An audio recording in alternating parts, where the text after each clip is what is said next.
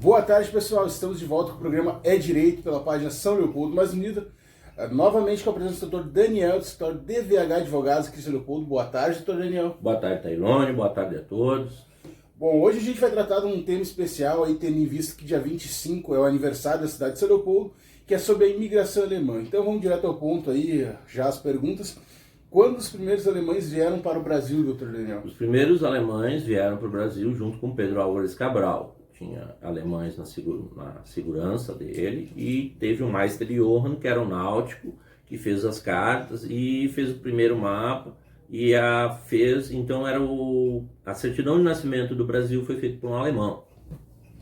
Bom, antes dos imigrantes virem para São Leopoldo, houve outras cidades e outros alemães já no Brasil? Sim, tivemos o Hannes Staden, que fez um livro, tivemos em 1818 a colônia Leopoldina, em Viçosas, em 1819, lá em Ilhéus, a colônia São Jorge, e o rei da Bahia, do Cacau, era um alemão. E aqui eu queria mandar um abraço aos meus amigos baianos, o Dr. Arnon, né? Eu sempre estamos estudando a história, e agora eu descobri uma coisa que eu não sabia, que tiveram alemães na Bahia antes de chegarem a São Leopoldo. Por que Dom Pedro chamou os alemães, Dr. Daniel? Dom Pedro tinha um projeto nacional, porque ele tinha que, por uma questão de segurança nacional, povoar o Brasil. E o que aconteceu? A Europa vivia um período em que houve muitas modificações, então se acabou a servidão e as pessoas estavam paradas. E também houve a Revolução Industrial num período posterior e não havia emprego, não havia comida, então as pessoas vieram para o Brasil. E aí o que acontece? Ele precisava de um exército e aí no meio ele colocou mercenários, né, para virem lutar por ele, porque ele não tinha confiança no exército português que tinha aqui. O que foi prometido, Dr. Daniel, para os alemães e o que realmente eles receberam quando chegaram aqui? Pois é, aí nós temos uma questão de descumprimento de obrigações pelo Estado. Né? E aí a gente se pergunta, se o Estado brasileiro não deu tudo aquilo que ele prometeu aos alemães, o Estado brasileiro tem que indenizar essa dívida histórica ou não? Bom, foi prometido terras, foi prometido vacas e entre outras coisas, e não veio. Os alemães foram jogados nas picadas, tá? Tiveram que se auto-organizar, assim como hoje faltam professores, as ruas estão esburacadas, eles fizeram um trabalho cooperativo. Tem que construir um celeiro lá na casa do vizinho, iam lá, tem que arrumar a estrada para passar a produção, eles iam lá e faziam isso. Então esse trabalho comunitário tem reflexos até hoje, né? Então essa questão de organização social também faz parte do direito e é reflexo dos imigrantes alemães. Como era a liberdade religiosa, Dr. Daniel, e como eram as votações naquela época? Bom, dia 15 de novembro de 2011 a gente teve uma situação especial, porque em Voti, com o apoio do Rotary de Voti, que eu fui presidente também, se fez um concerto das pessoas que são filhos e netos, bisnetos, tataranetos de imigrantes alemães. E é uma data muito importante porque quando os primeiros imigrantes alemães vieram para cá, apenas havia o voto censitário e teria que se ter dinheiro. E eles eram pobres, e eles não poderiam também nem frequentar o Teatro São Pedro. Então, nessa data, os filhos, os descendentes de alemães, e também japoneses e outros imigrantes foram no Teatro São Pedro e, vocês nos largaram aqui, nós estamos aqui e estamos fazendo uma orquestra, estamos fazendo uma apresentação nesse lugar que quando nós chegamos ao Brasil nos era proibido. Em relação à liberdade religiosa, ela não havia. Tanto a Constituição do Império estabelecia a religião oficial, a religião católica, a impossibilidade das igrejas evangélicas terem templos não eram reconhecidos os casamentos entre protestantes, né, e católicos, evangélicos e católicos. E a Revolução Farroupilha. A Revolução Farroupilha, a República Rio-Grandense, não era tão república assim. Por quê? O artigo 6º, ele estabelecia a naturalização dos imigrantes. E no artigo 5º, aliás, é uma contradição, né? O artigo 4º diz que o seu governo da República Rio-Grandense é republicano, constitucional e representativo. E no artigo 5º, ele diz o seguinte: a religião do Estado é a católica a religião do Estado é a católica apostólica romana. Todas as outras religiões são permitidas com seu culto doméstico ou particular em casas para isso destinadas, sem forma alguma exterior de templo, né? Então, aí vem uma questão que apenas em 1889, com a proclamação da República, as igrejas evangélicas puderam ter torres. E a gente sabe que a proclamação da República foi feita pela maçonaria. Então, hoje nós temos o direito de liberdade religiosa de ter torres por causa da maçonaria. A segunda situação era em relação aos casamentos. Até 1854, não eram reconhecidos pela justiça os casamentos entre católicos e evangélicos.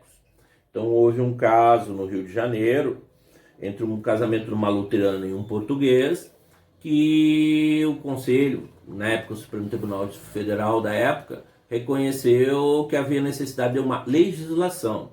Essa legislação veio com o decreto 1144, de 11 de setembro de 1861. Eu vou ler para vocês porque é bem complicado. Artigo 2º. O governo regulará os registros e provas destes casamentos, e bem assim o registro dos nascimentos e óbitos das pessoas que não professarem a religião católica, e as condições necessárias para que os pastores de religiões toleradas possam praticar atos que produzirão efeitos civis. Assim, todo nascimento, casamento e morte era válido e registrado só na Igreja Católica. Com a proclamação da República, se perdeu isso, passou a ser o nascimento, casamento e morte civil. Então, a Igreja Católica perdeu essa fonte de renda, né? Então, nem tudo é como os livros de história dizem, né? E como ficou, doutor Daniel, a situação dos imigrantes durante a Revolução Farroupilha? Durante a Revolução Farroupilha, houveram imigrantes que apoiaram os farroupilhas. Tem o caso do pastor Farroupilha, que tem um texto do Philip Kuhn Brown, bem legal. Vocês podem digitar o Philip Kuhn Brown na internet, verem. Outro que tem no YouTube, que é o pastor Martin Dereyer, que é muito legal, eu curto muito. Tá? O que aconteceu com os imigrantes alemães? Eles estavam em São Leopoldo e outros lugares. Acontecia que eles tinham a sua casa, eram atacados pelos farrapos, eles levavam as vacas, levavam as galinhas, levavam as coisas, e depois o Estado da República Rio-Grandense ia indenizar. Até hoje eles não foram indenizados. Fora que muitas vezes ocorriam estupros, mortes, até próprias degolas, né? E como os imigrantes se defendiam nesses casos, doutor Daniel? Bom, os imigrantes tinham armas e podiam se defender. E aí vem uma questão que, se tivesse o Estatuto do Desarmamento naquela época, os imigrantes iam conseguir se defender, né? Aí entra a questão também da possibilidade do Estado estar em todos os locais ao mesmo tempo e te defender. Então, essa história de armamento, autodefesa, não vem de hoje, ela vem de ontem, né? Na Revolução Federativa de 1893, como refletiu nos imigrantes alemães e se houve feminicídios e outros... Bom, a história do Rio Grande do Sul é uma história de sangue, né? Em 1893, na Revolução Federalista, por exemplo, em São Leopoldo, na Charlau, foram invadidas casas, mulheres foram estrupadas, e muito gado foi carneado, muitas pessoas, após esse fato, se suicidaram. Então, isso aconteceu na Revolução Federalista. Aí a gente vai ver o episódio dos muckers também. E aí tem uma situação que os muckers tinham armas, que se fosse pelo Estatuto dos Armamentos não poderiam resistir ao exército brasileiro. E eles eram letais, porque os caras entravam, o exército brasileiro entrava na mata com o seu uniforme, que era branco e com amarelo, era muito fácil mirar. E quem eram os Brummers? Os Brummers eram alemães, mercenários, que foram chamados pelo Dom Pedro I para auxiliar o exército brasileiro e organizar a defesa. Lutaram na campanha da Cisplatina, entre outros combates, né? E qual a relação dos Brummers com os imigrantes? Os Brummers eram imigrantes alemães, e depois que passou essa época, eles entraram nas comunidades, viraram agricultores, né, políticos. O senhor tem como citar algum caso dos Brummers? Bom, teve um cara chamado Klaus von Koseritz. Esse cara era maçom e era um deputado distrital, que seria um deputado estadual. Então, o que aconteceu lá em Voti? Em Voti foi feita a ponte do Imperador, no Buraco do Diabo, e depois de feita a ponte, com os engenheiros maçons auxiliando e a comunidade, dentro daquela ideia de trabalho comunitário, aí o governo imperial resolveu cobrar pedágio. Aí os colonos se revoltaram. Aí Karl von Koseritz conseguiu, e com o governo da província, que não fosse cobrado pedágio. Esse é um exemplo, né? Haviam imigrantes maçons, Dr. Daniel, e qual a importância da maçonaria na imigração alemã? Primeiramente, o Major Scheffel, que era o cara que fazia propaganda do Brasil na Alemanha, ele era um maçom. Um dos pais da imigração alemã aqui, que era o Dr. Daniel, João Daniel Hildemann, né, Daniel também, né? Ele também era da maçonaria. E no caso dos muckers, através dele que a carta da Jacobina chegou ao imperador, que também era da maçonaria. Então, toda essa obra dessa lei, do decreto 1144, foi feito por liberais, né? Na época os liberais eram 90% maçons e eram anti-escravagistas. E aqui vem uma coisa, sim, os imigrantes alemães tinham escravos. O pastor Martin Dreyer trabalha muito bem essas matérias daquilo que a história esquecida nos seus vídeos do YouTube, é bem legal. Assim. Como a língua alemã foi tratada no Estado Novo, Dr. Daniel? Bom, a gente está fazendo um en passant assim, super rápido, tá? A gente podia falar 2, 3 horas, até mais sobre isso. O governo Vargas, ele tinha um projeto nacional, então ele flertava com o fascismo. Havia um partido chamado Partido Integralista, que o meu tio-avô, ele era o Guilherme von Rondorf, ele era integralista, ele foi para São Sebastião do Caí, onde é que aconteceu uma briga, vamos dizer assim, com os capangas do Coronel Fortes, que era uma família que dominava desde o Império lá, e ele não foi morto porque o cara que atirou nele deu um retardo de munição. E por que eu venho falar isso? Porque após 1937, com o Estado Novo, se proibiu a língua alemã e se proibiu que se falasse alemão, italiano, polonês. Então isso foi um grande problema para os colonos, porque eles só sabiam falar alemão. E aí se teve que fazer a nacionalização das escolas. E a maioria das escolas eram escolas comunitárias, que os colonos, as pessoas ajudavam, pagavam os professores e se autoajudavam com auxílio mútuo. Ou seja, essa questão de falta de vagas, de falta de escola não é de hoje. Então houve um reflexo bem negativo, imigrantes foram presos, etc. É óbvio que havia uma relação dos imigrantes alemães, alguns, com o fascismo. Existe um livro chamado, que tem na internet, Nazismo Tropical, da USP, que é uma tese de mestrado, onde é que se analisa isso, né? Quem quiser estudar, pode estudar por ali.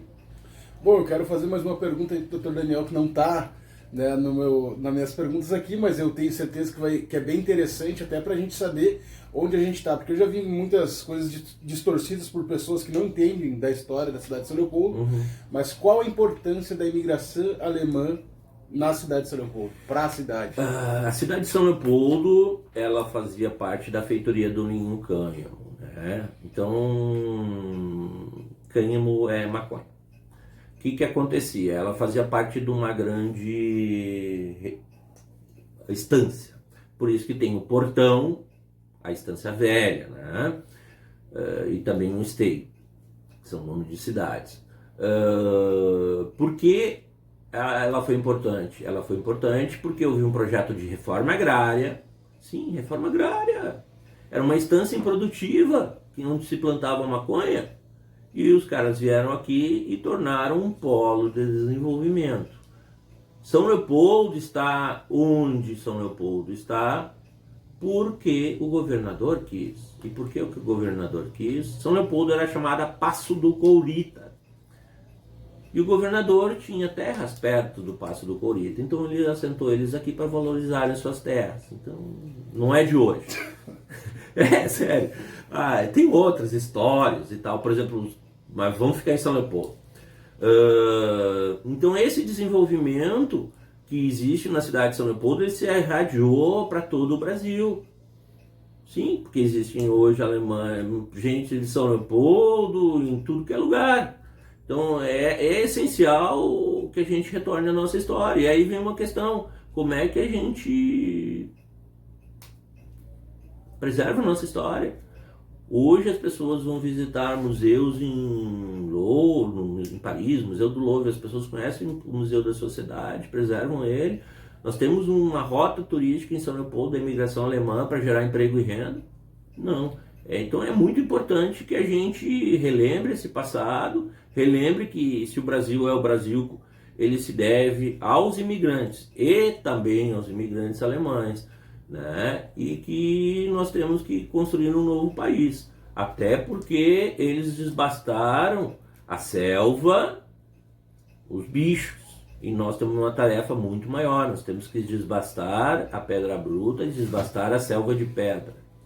Bom, eu quero convidar você aí, já que o Dr. Daniel falou sobre os museus da cidade de São Leopoldo, desculpa. A gente tem o Museu Visconde de São Leopoldo, que tem muita história sobre a imigração alemã. A gente tem a Casa Imigrante, que embora, né, tenha acontecido esse sinistro que aconteceu e até hoje não tenha sido colocado no lugar por falta de movimentação de alguns setores, a gente tem muita história na cidade de São Leopoldo. Eu acho que uma cidade que não tem história é apenas uma lembrança vaga. Então, quero agradecer a presença do Dr. Daniel, programa Direito. Muito obrigado, Dr. Daniel. Muito obrigado a todos. Valeu, até o próximo. Bom, quero agradecer a todos que participaram e até o próximo programa Direito aqui pela página São Leopoldo Mais Um Dia.